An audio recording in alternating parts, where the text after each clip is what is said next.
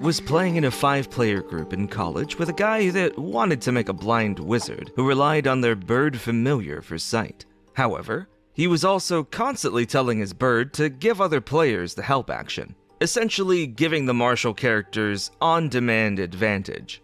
DM said that the baddies were probably going to start shooting at the bird that's pissing them off. Wizard gets pissed and says the DM is unfairly targeting him, and that it's not fair for me if I'm just permanently blinded for the rest of the fight. DM says that if the bird stops harassing the baddies, they'll stop targeting the bird. Wizard refuses.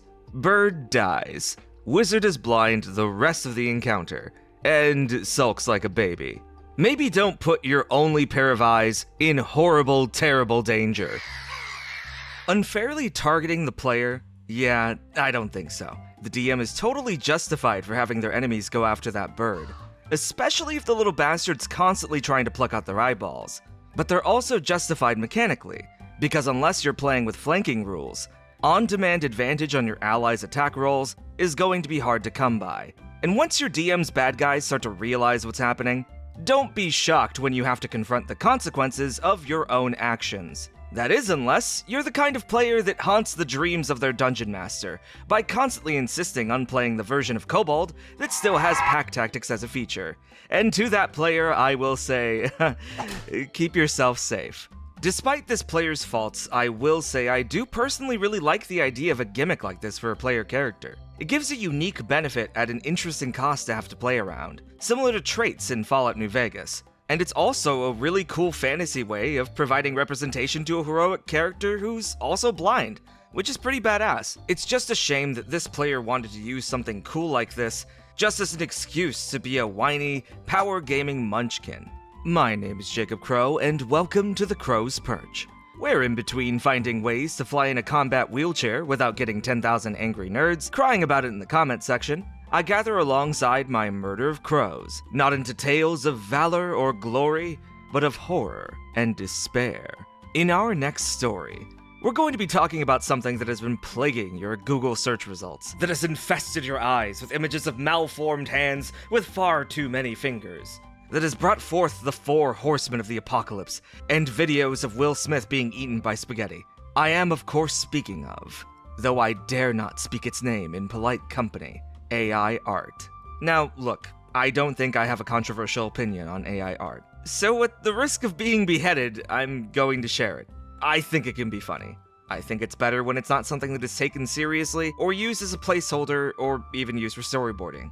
I myself used it in the past for placeholder images, even in my own world-building streams. And I don't think there's anything inherently wrong with that. But I don't think it should be used for anything commercially. Like if I started selling shirts that had a design of a crow with 9 eyes and 2 beaks, first off, that's a demon of Tezinch, and you need to kill it with fire. Do it right now, before it's too late. But it would make complete sense if you no longer wanted to support me after that. And join an anti-bird hate group with the sole intent of proving we're all government drones. To which I'd say, completely valid, but one small issue. I haven't personally received a check from the CIA black budget in over 6 weeks, so you're barking up the wrong tree here, bud. So, case in point, using AI for character portraits in a home game, and choosing not to publish the portraits on the internet to spare my Google image search results from being drowned to death in a sea of bent 12-fingered hands that look like they've been sewn on by fucking Godric the Grafted? Fine. Using AI to generate images that end up on an official Dungeons & Dragons book, and changing it only after you were caught? Not fine. But what the DM in this next story does with AI? Well, saying it's pretty bad is an understatement. So, without further ado, let's gather up a murder and dive right into this story. I've played D&D for years, but I've mostly played with longtime friends, and this is my only horror story. It started last year. I had just moved to the US to start a PhD in applied maths, and was pretty lonely. The program was brutal, and I didn't have a lot of time for socializing. So my only friends outside of the department were thousands of miles away. At some point I'd mentioned that I played D&D to one of the other grad students, and he invited me to join his group. The group was mostly formed of people he'd met at uni. He'd done his undergrad at the same institution. So, a mix of people in their early 20s. Aside from the 2 of us, both 23, male. There was Dave, 25 male, who worked in finance, trust fund, 6'5", blue eye. Sorry about that, but if I have to be subjected to brainworms, I'm not gonna suffer alone, damn it. Anyway, back to the story. Zoe, 24, female, who was a med student, and Lily, 21, female, who was studying art. Now, the group was mostly great. The only relatively minor issue was Dave, our dungeon master, who was somewhat lacking in social skills, and tended to have very strong opinions about things he knew little about. This was especially irritating when it was something that one of the rest of us did know a lot about, as he refused to back down, even when he was clearly wrong. But I'm a math student, so I'm no stranger to folks with poor people skills, and it wasn't too big a problem. I usually just tuned Dave out whenever he ranted. Anyway, we started our campaign in October. Dave had created a homebrew setting, which was fantastic and in-depth, and Lily offered to do some artwork for it.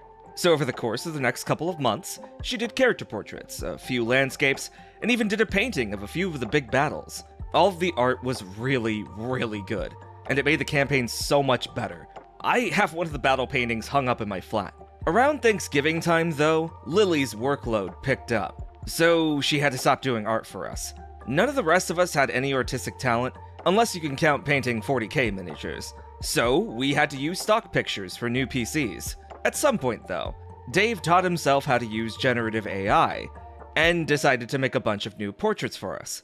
Now, I'm not the biggest fan of AI art, but he'd already made them, so I accepted mine, and we started using them. They were pretty cool, to be frank. His software allowed picture inputs, so his portraits were recognizable as us. This will be important later. He got really into AI image creation, and he ended up making tons of pictures. With our permission, he made a Twitter account to post the pictures, which I followed and occasionally scrolled through. He posted pretty regularly, like a few new pictures every week, and it was kinda interesting to see images of us in various scenarios. Unfortunately, this wasn't the only Twitter account he made. There was a second account that he hadn't shared with us, featuring more questionable pictures. One of Zoe's flatmates stumbled across it while doing research and recognized her. He showed her the account, and she showed the rest of us. It was pretty horrifying, to be honest. There were dozens of images of each of our characters in various states of undress. We decided to confront Dave at the next session. As soon as I brought up the Twitter account, he went white. After about a second, he just bolted out of the house, leaving his stuff behind. We tried to contact him, but he blocked us on everything and nuked both Twitter accounts. As far as I'm aware, he moved house shortly afterwards. Although whether he left the city or just moved across the street, I have no idea. So yeah, there's probably of me floating about the internet, which is slightly horrifying to think about. At least Dave here folded under literally zero pressure, but come on, dude. If you're some tech bro AI fetishist, you should, at the bare minimum, know that the internet is forever. And now there's going to be goons, and not the Fallen Aces kind, cranking it to those pictures for the foreseeable future. Great job, asshole. But I guess I shouldn't expect much from somebody that falls into a fascination of data-collated pictures stolen from artists on DeviantArt. My bad, I guess. Look, I really want tools like this to be able to help artists, and I think they very much have the potential to do so. But if tools like this DM are the ones buying into it, it gives me genuine concern about the direction it's going to go. And now that every flocking app I use has some stupid tacked-on AI thing latched onto it like a leech, I don't think it's going to go away anytime soon. But as for our last story, we end on a soliloquy by a DM who has had quite enough of one of his players. And so, without further ado, let's keep the murder going as we dive into this last story. Your character is an artificer, something you begged for despite me initially saying it did not fit the lore. You are one of a handful of artificers in existence, and you have many opportunities to challenge the current elitist grip over arcane magic learning. Your character is not a wizard. Your character cannot learn to scribe spells if he rolls high enough. Your character cannot make rare items if he rolls high enough. Your character will be treated as an untrained hedge mage until you put in effort to bettering your reputation. I don't know why you didn't just play a wizard, honestly. Your character grew up in a devout empire. If you want to play a fantasy atheist, the natural response to that will be assuming your character is foolish, arrogant, delusional, or a traitor. Stop trying to rewrite lore to say your hometown doesn't care that much. I told you from the beginning they have shrines and follow the same customs. There is a gulf between relaxed about the use of arcane magic and casually blasphemes. The gods are an incredibly important presence in the world, especially for the country you chose for your character to be from. Your character has a poor reputation among the wizards because at the literal first opportunity he had, he broke into a wizard's private sanctum and stole sensitive information, which he then leaked publicly. No, he does not have to forgive you eventually. No, you cannot pay off the wizard to forgive you. This is not a video game. Your character has a poor reputation with that foreign country because you murdered the king's brother in front of the king. I asked you, twice, if you wanted to do lethal magical damage, and you said yes. I don't know why you are surprisepikachu.jpg about this, when it comes up that you are the face of foreign tyranny in their propaganda. But he was working with the BBEG. Does not mean that the king has to accept you invading his homeland and murdering a member of the royal family. Your character has constantly blown off his uncle being a political prisoner for months of in-game time. Months. All the party know about the guy is that he was abusive to your character. They're not gonna be in a rush to save him. It's on you to push that as a priority if you want it resolved. Your character's childhood friend has noticed he only calls her up to ask for something, trauma dump, and leave. Yes, she wants an apology before she helps him next time. No, blubbering on the ground about how you are the worst person ever is not an apology. Please stop reminding me of my ex. Your character is not nice. He's a sycophant to people in power, and an asshole to anyone you think is a morally acceptable target. I actually don't care if he isn't nice, but stop claiming he is. Your character doesn't get as much plot focus, because plot focus requires push and pull. It is my responsibility to provide plot hooks. If you don't bite, there's really not much I can do, nor want to do. The reason the other player got a touching and triumphant moment was because they had built up to it over months. If you are not willing to bite down on a hook or challenge your character to change or grow, they will not change or grow, and they will not have plot relevance. All of the above would honestly not matter that much to me if you were just the sort of player who didn't engage that much in the story. Your good time is obviously enrolling big number for big explosion, and I do my best to facilitate that, but you cannot have it both ways. You cannot play an arrogant jerk and then be surprised when people go, "Wow, what an arrogant jerk!" You cannot ignore plot hooks and then be surprised when no plot happens. You cannot expect the world to invest in you if you will not invest in it. As I've said in previous stories, a game is a conversation, and a conversation requires communication from everyone participating. If this player wanted to see big numbers in a beer and pretzels kind of experience, that's totally valid, and this DM seemed willing to accommodate for that. But what a dungeon master shouldn't be expected to do is drag players through an experience that they have demonstrated that they're not interested in. An experience is meant to be experienced. Experience bish.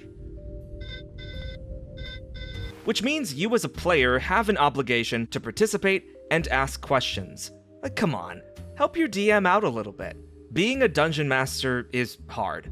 There are insane expectations that many DMs have, some of which they set on themselves, from the play culture of the game, the expectation that they should be facilitating the fun of others before themselves, and the crushing pressure of giving their group the same level of entertainment as an actual play like Dimension 20 or Critical Role. There are reasons this game has been having a DM shortage, so you as a player can at the very least do the bare minimum of taking part of the game you are playing in. Play your atheist character in a setting filled with gods, but recontextualize the meaning of that word in that you see the gods as powerful creatures, and that if godhood is something that can be attainable, then that means they are not infallible. Play your artificer in a setting where few exist, that you hope to break a status quo where magic is reserved to a select elite few, and that you seek to give it to the masses. These ideas in themselves are not bad if you just gave a shit about the world the DM created. If you want to be involved in the story, then involve yourself in the story. You can't expect your DM to do the work for you if you do none of the work yourself. But that's going to be the end for today's stories. And if you like today's stories and would like to see more of them, then please consider liking this video and subscribing to the channel. And also consider becoming one of my patrons on Patreon, or one of my members here on YouTube, and joining up with the Burb aristocracy. Patrons and members get early access to videos and some other goodies I've been working on that should be popping up in the next few weeks. Goodies that will be received by my counts of quills, like Fairy Fire, Just Monica, Shepdog, King Drazil, Christian Pimp, Haley Thompson, Zero Fang, and Netscape Navigator. And if any of you lot been catching up with the 10th Tomb, you be sure to recognize his voice, and I'd recognize it myself. It's a handsome voice. Anyway, Bones of Beaks, like Spooky, Archangel Nurico, Jonathan Fanton, Miss Tiger Beans, Takris, Karen Sater, Running Bear, Haley McAuliffe, Brittany Mars, Lady Spectra, Astrorock, The School Bus, Kuntos Weasel, Cardisbon, Lord Rend, Danny the Drake, Mick Heatley, and of course, Anya. Hey, I asked for goons! Who are you people? Anyway, I need you to protect the Dons, or as we call them, the Dukes of Feathers. Like Sage, Repetitive Debug, Yuki the Adoraburb, Angrad, Grunt, Kive Mind, Jarrett Soar, and of course, the Don himself, Matthew Mulqueeny. And with all that out of the way, I will see you next time, as the crow flies.